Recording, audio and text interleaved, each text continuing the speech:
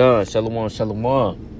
Brother Yasharala, coming back to y'all yet another video through the spirit and power of Yahweh, Bahashem Hamashiach Yahweh Shai, who the world refers to as Jesus Christ, whose real name is Yahweh Shai. All right, shalom, shalom. So I'm gonna get straight into this. All right, So,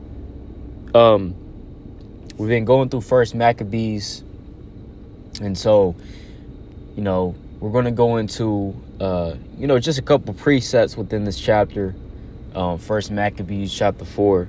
We'll let the Spirit go as it listeth, as it says in the book of John, the 4th chapter, that the Spirit moveth as it listeth, roughly paraphrasing. So I'm going to go to First Maccabees chapter 4 and hop straight into this. First Maccabees 4 verse 5. In the mean season came Georgius by night into the camp of Judas, and when he found no man there, he sought them in the mountains. For said he, these fellows flee from us.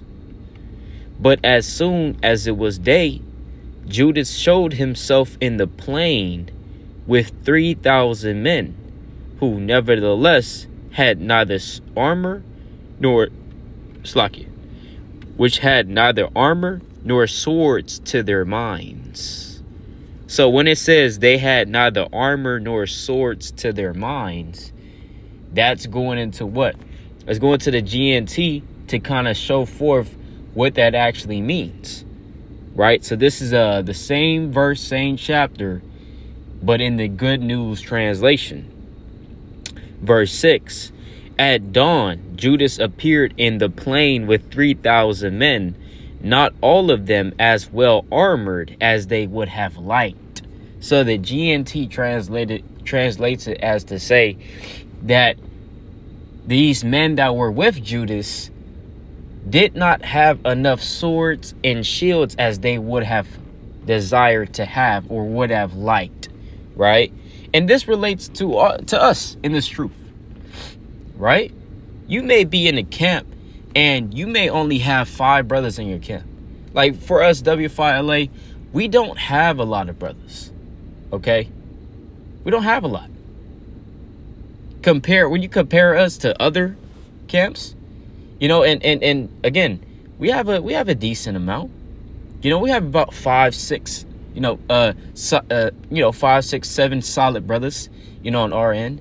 And, that's not a lot, because you look, compared to this other camps, hey, look, you may look at the Baltimore camp, they got over 10 brothers, you look at, other camps, and this is not to compare each other, but hey, you may want more brothers around you. You may want more, as a sister, you may want more sisters around you, right? You may want, your husband, to operate in a certain way. You may want your wife to operate in a certain way. You want them to operate better than, maybe they're not operating in the spirit that you would have liked for them to operate in. But the point is, from this precept is, guess what? Sometimes, we have to kind of deal with what we have. You know what I mean? And this is what the scripture is kind of showing forth. Because it says, but as soon as it was day, Judas showed himself in the plain with 3,000 men, who nevertheless had neither armor nor swords to their minds. Meaning what? Not all of them are as well armored as they would have liked. So you might have had some brothers that were well armored. You might have had brothers that didn't have a lot of armor like that. Maybe instead of a shield, of a big shield made of strong iron or whatever, gold or silver, whatever the case may be, he has an iron of wood. He has a shield of wood. He has a shield that's not made maybe of the toughest iron or the toughest metals. Maybe his sword is kind of dull compared to the other brothers. But nevertheless, at the end of the day, we have to be kind of deal with what we have, the cards that we're kind of dealt with, And this is all given to us by the Most High. Whether you have a very sharp sword or a very dull one, we kind of have to deal with it, and play these cards that the Most High has given us. Now, it says, I'm going to keep going on that. And they saw the camp of the heathen, that it was strong and well harnessed. So we can apply this to what? We as Israel, we don't have everything as we would have liked, right? We don't have everything that we want. And we know this full well, okay? You may not live somewhere where you want to live as an Israelite. You may live in the ghetto, in the slum, right? You may live in a, in a 1-bedroom apartment. You may live in a, in a bad area, right? You may live in a mean cottage, as it says in the book of Sirach, but nevertheless, it says what? And we see in our day-to-day life, and they saw the camp of the heathen, that it was strong and well harnessed. So we see how these heathen, how they live, right? To quote the mighty book of Ezra, let's go to 2nd Ezra. This is 2nd Ezra chapter 3, right? And verse number 33. And yet their reward appeareth not, and their labor have no fruit. For I have gone here and there through the heathen. And what does he mean by this? When we read in the chapter, Ezra, he's kind of pleading on Israel's behalf. Kind of like acting as a lower, less, advocator for Israel. Just as Moses did in the wilderness for us, right? You can read about that in the book of Exodus and in Numbers. But nevertheless, that's how Ezra is. He's pleading for Israel on Israel's behalf to the Lord. And he's saying, hey, guess what? Hey, Jacob, meaning Israel, the nation of Israel, we're the only ones that's keeping the commandments. The heathen, they don't keep the commandments. They don't keep the Sabbath. There's no account of the Assyrians keeping the Sabbath. There's no account of the Greeks following the dietary laws that's found and written in the Bible. And when I say the Greeks, I mean Alexander and the Macedonians, the Edomite Greeks. Jake, don't get simple and say, oh, see, he said the Greeks. And then let's go to Galatians 3. No, I'm not talking about the Galatians 3 and 28. I'm talking about the Grecian Empire, right, comprised of the Edomites. There's no account of them teaching the dietary laws and following so. So the nations, they don't keep the commandments of the Most High. But it says what? Or what generation have so believed thy covenants as Jacob? Oh, Salakia. That's not what I wanted. But it says, for I have gone here and there through the heathen, and I see that they flow in wealth and think not upon thy commandments. So they don't think upon the commandments of the Most High, right? But they flow in wealth. You see that? So going back to first Maccabees, so lock here. Going back to first Maccabees, chapter 4, it says what? Verse number 6. But as soon as it was day, Judah showed himself in the plain with 3,000 men, who nevertheless had neither sword nor armor nor swords to their minds. And they saw the camp of the heathen, that it was strong and well harnessed. We see that on a day-to-day basis, like I said. Yeah. We see these heathen in these mansions. We see heathen in the nice cars that, maybe the nice Lexus, Mercedes, BMWs, or, whatever fancy cars. I mean, even certain trucks, Trucks are very expensive as well. Riding around in $60,000, $70,000 trucks. That's what Esau does that. Esau that has money, he does that. Right? High and lift it up. I mean, furniture. Really, when you get down to the nitty gritty of things, these heathen have money, man. Right? Not every single heathen, but hey, guess what? The Bible says that the heathen flow in wealth. So the heathen, they have money in general that come over here and profit off of the bloodshed and the slavery of the so-called blacks, Hispanics, Native Americans. But they flow in wealth because we see them, you know, again, you go to places like IKEA and you go and you want to buy furniture for your house. That stuff costs a lot. Table set, chairs, the furniture in the house. So while we're looking on the outside, you know, looking at these houses, and we know who lives in these houses, man, right? The heathen live in these houses with the nice cars out in the front, in the truck, right? You know, in the beautiful lawn.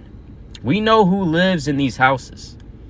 And not to mention, not only the house, but inside the house is heavily furnished. That costs a lot, right? The heat, the electric bill, whatever the case may be, that also costs a lot.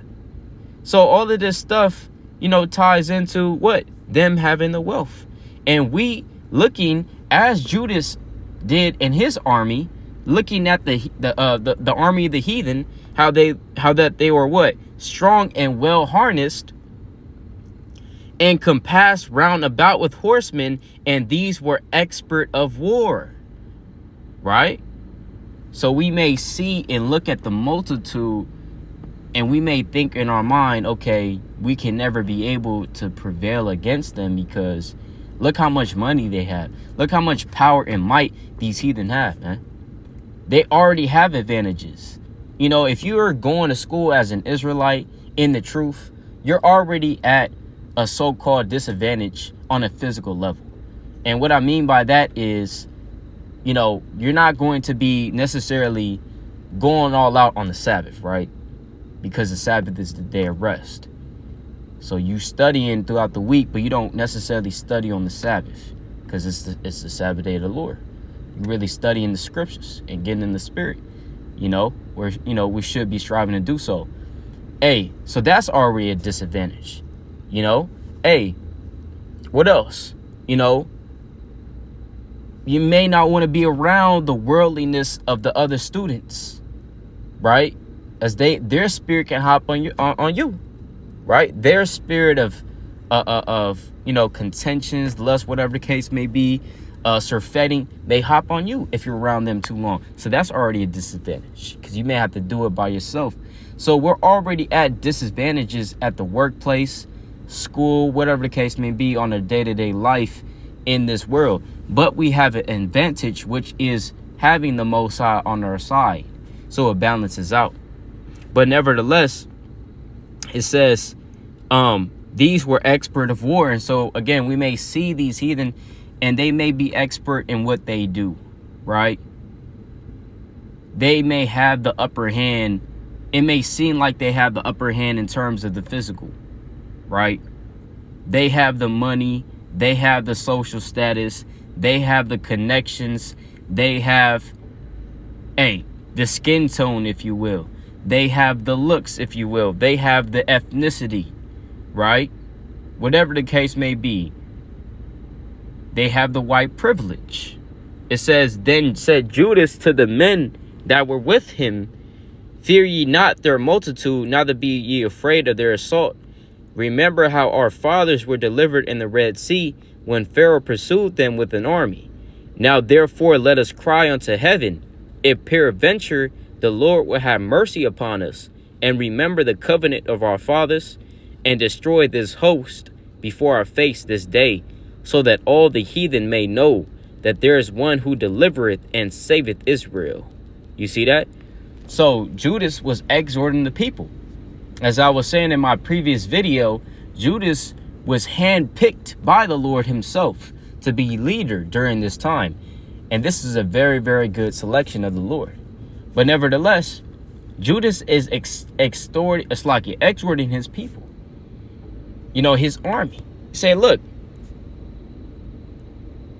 you know, the heathen, and guess what? The heathen can't do anything against us. You know, we're the Most High's people. We have Yahweh Ba'ashem Yahweh Shah on our side.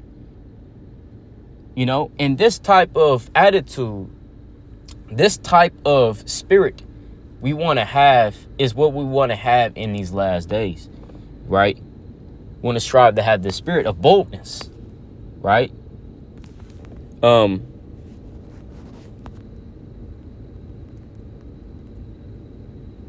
Right? This is the book of John, chapter 7, verse 26. But lo, he speaketh boldly, and they say nothing unto him.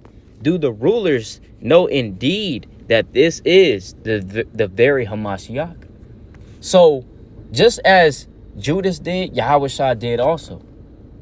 Speaketh boldly in the spirit, right? And guess what? We have the Most High on our side. We have Yahweh Ba'ashem Yahweh Shah on our side. The heathen are going to know that there is one in Israel that saves Jacob, that saves Israel, right?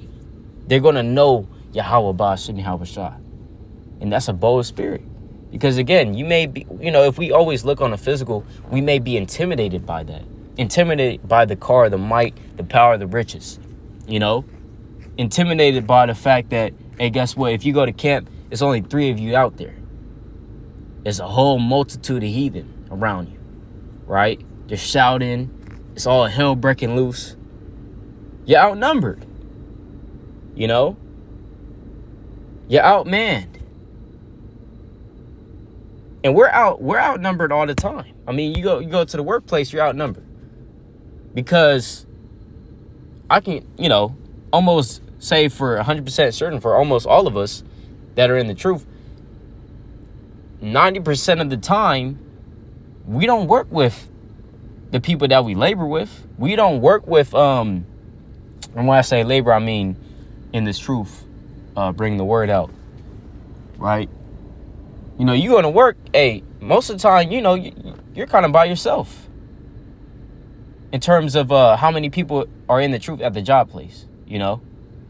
So you go into the job, you go into the break room, there's a Christmas tree over there, and, you know, they're talking about Christmas and talking about Thanksgiving, and, you know, that spirit come around, they playing the music to try to get you in the spirit of Christmas, right?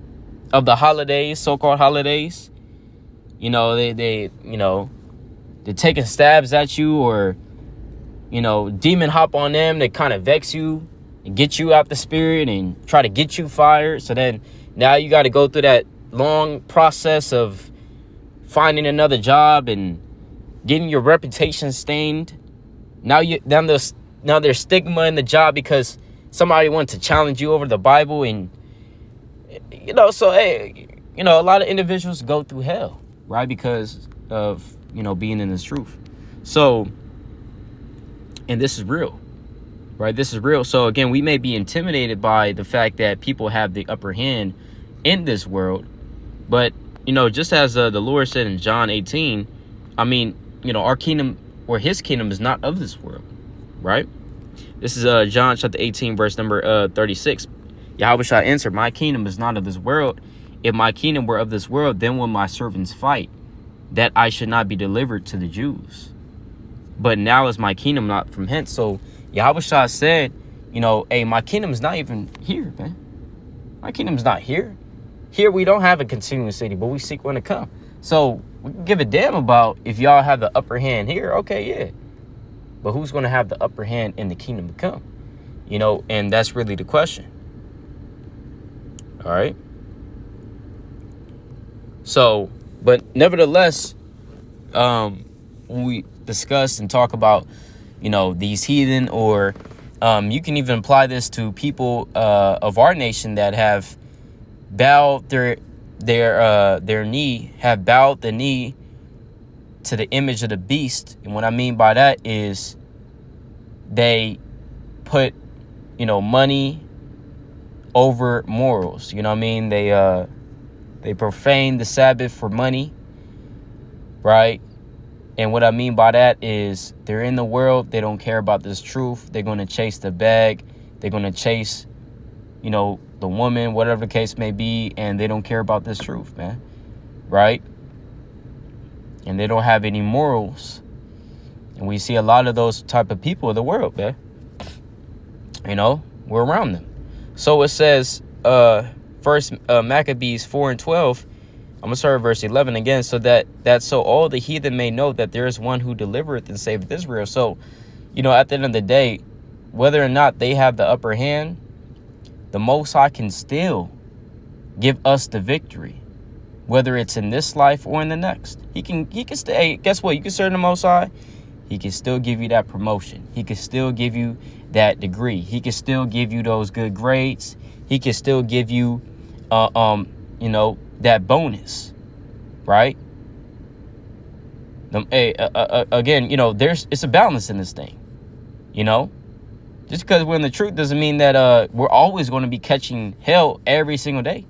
Because we know that also every good gift, cometh from above. Right? Let me get that precept real quick. Because the Lord also gives us gifts, and that's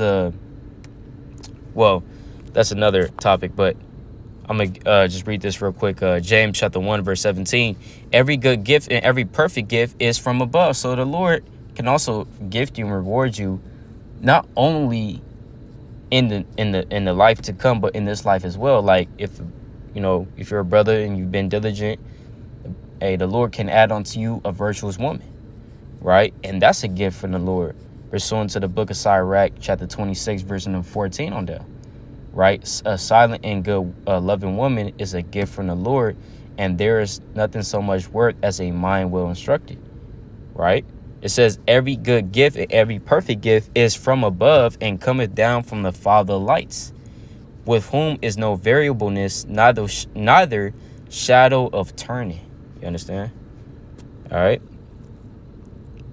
So it's a lot, if we slow down and we actually examine these precepts, it's a lot that we can learn, from these this Bible, So First Maccabees 4. I'm just keep reading on down, and then we're kind of probably going to end it off there. Verse number 12. Then the strangers lifted up their eyes and saw them coming over against them. Wherefore they went out of the battle, but they that were with Judas sounded their trumpets. So they joined battle, and the heathen, being discomforted, fled into the plain. Right? So they were discomforted, and they fled into the plain. And with the spirit of Yahweh Shai, hey, guess what? This can happen. You could scare off the demons. You could, essentially, again, get that goal. The Most High gives you that gift that you've been working for, you've been working hard for, and being diligent for. He can give that to you, man. You join the battle against the demon, you actually overcome it. This can happen. All praise to the Most High, right? All praise to the Most High.